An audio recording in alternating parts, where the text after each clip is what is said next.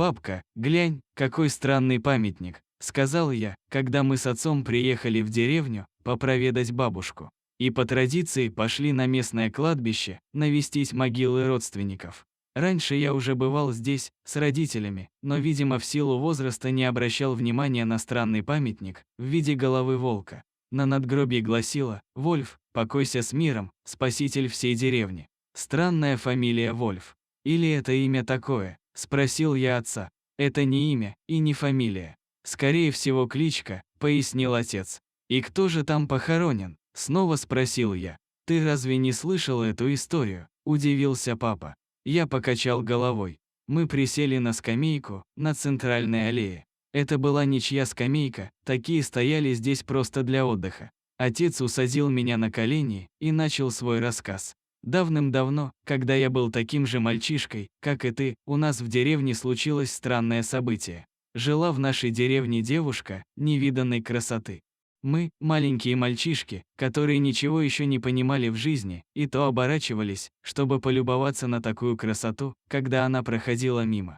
Словно ангел, словно самая красивая картина. Девушка была красива и черства. Ни на кого она не обращала внимания и отвергала всех женихов, которые к ней сватались. В какой-то момент жители деревни стали переживать, уж не колдунья ли или ведьма проживает с ними по соседству. Ведь каждой девушке свойственно желание выйти замуж, создать семью. А эта красавица даже не собиралась. Так и жила одна. Наслаждалась собственной красотой. Целыми днями любовалась в зеркало, как мачеха в сказке про спящую красавицу, спросил я. Вот именно. Так подтвердил отец и продолжил. Шли годы, и деревенские жители начали волноваться все больше и больше. Вроде бы ничего страшного ни с кем из них не происходило, но красавица так и оставалась молодой и неизменно красивой, словно старость и не собиралась за ней приходить. В то время к ней посватался довольно состоятельный парень из соседней деревни, что находится вон за тем холмом, и папа указал рукой.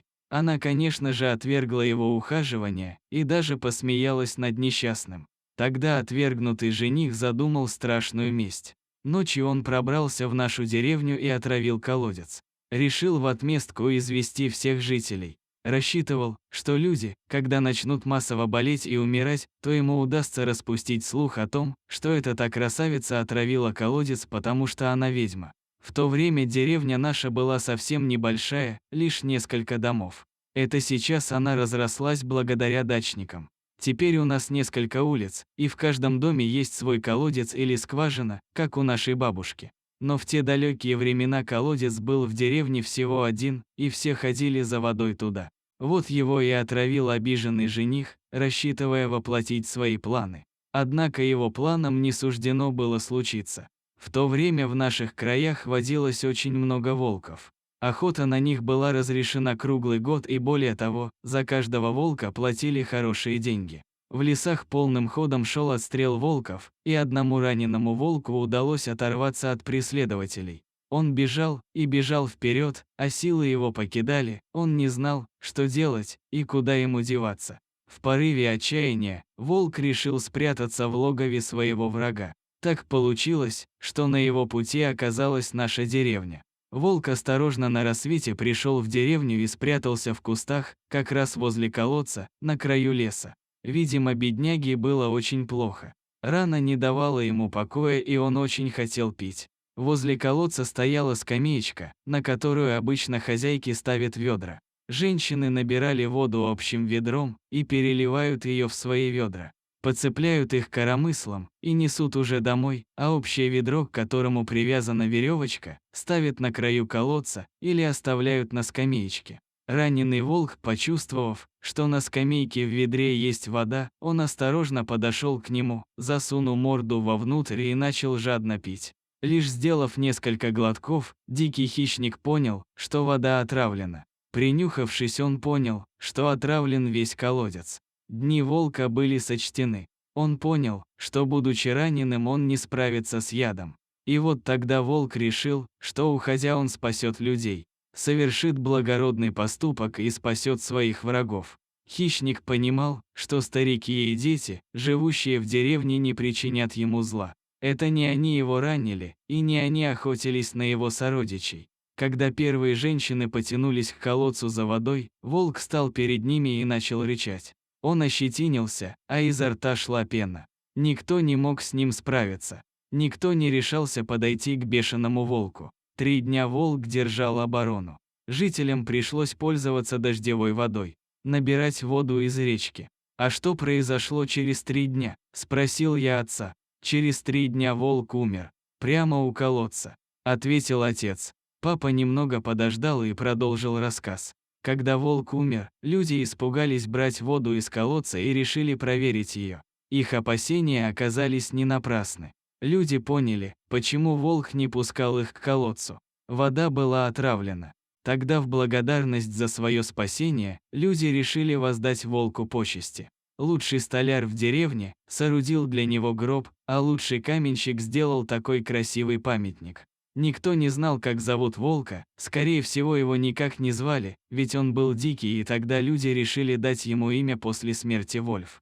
Всей деревни люди шли за его гробом и плакали как дети, которые несут на погост родителей. Никто не был против того, чтобы наш Спаситель лежал на человеческом кладбище, среди наших предков, среди самых достойных жителей деревни. «Папа, а откуда же в ведре была отравленная вода? Кто-то из деревенских уже успел набрать плохой воды?» – спросил я. «Молодец, ты очень внимательно слушал». В тот самый день, когда колодец был отравлен, еще до появления волка за водой успела сходить одна женщина. «Это была та самая красавица, из-за которой и отравили колодец», – ответил папа. Она считала, что умываться надо только той водой, которую набрала до восхода солнца. Якобы это придает красоты и сохраняет молодость. В какой-то степени она оказалась правой. Ведь отравившись той водой, она навечно осталась молодой и красивой. Не сразу жители заметили, что надменной красавице что-то давно не видно. Когда отправились к ней домой, то поняли, что слишком поздно и никто уже не поможет. Когда же ухажер узнал, что лично стал виновником смерти своей любимой, то обезумел от содеянного и бросился в отравленный колодец. Такая вот история случилась в наших краях.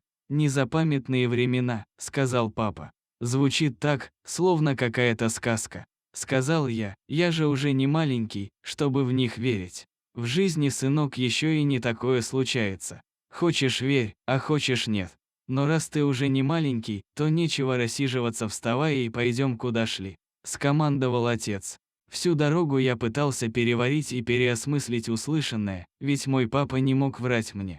Он, конечно, мог лишь немного приукрасить историю, однако мне понравилось, как он ее рассказал.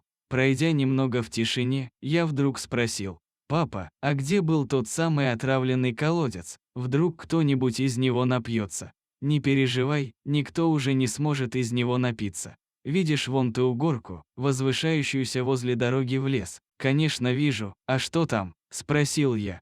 «А там, как раз и есть тот самый колодец», – ответил отец. После похорон, жених раскаялся в содеянном и бросился в колодец.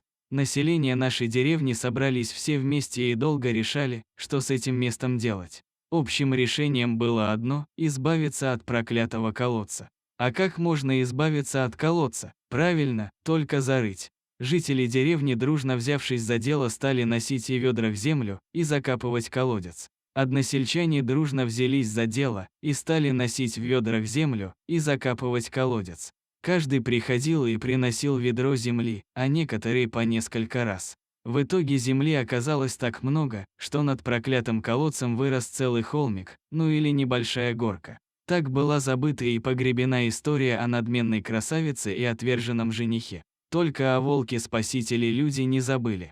На могиле у него всегда было прибрано. Лежали красивые цветы, а кое-кто иногда даже приносил ему сахарную косточку. Когда мы с папой возвращались домой, я тоже подбежал к могиле волка и положил букетик полевых цветов. Правда это была, или папина выдумка, я не знаю до сих пор. Однако эту историю я уже рассказываю своим внукам.